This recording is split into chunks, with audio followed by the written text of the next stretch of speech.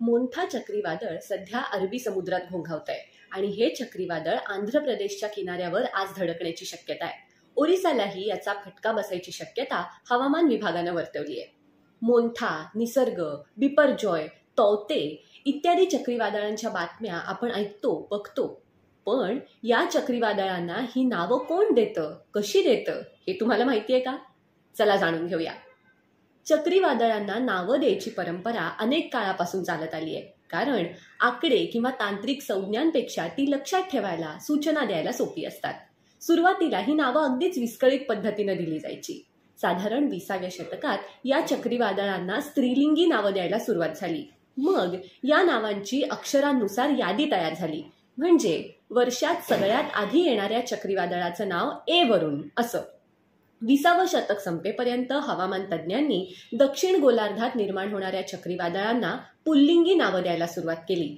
आता हिंद महासागराच्या उत्तरेला म्हणजे साधारण भारत आणि आसपासच्या भागात तयार होणाऱ्या चक्रीवादळांची नावं कशी ठरतात हे समजून घेऊया.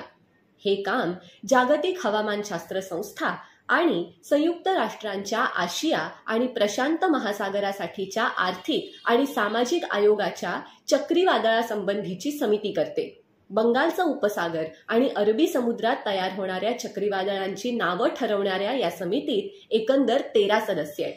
हे सगळे सदस्य प्रत्येकी 13 नावांची यादी देतात. म्हणजे एकंदर झाली 169 नावं.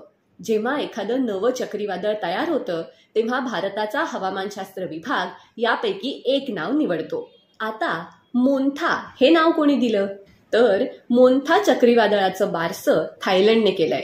थाई भाषेत मोन्थाचा अर्थ होतो सुगंधी किंवा सुंदर फूल.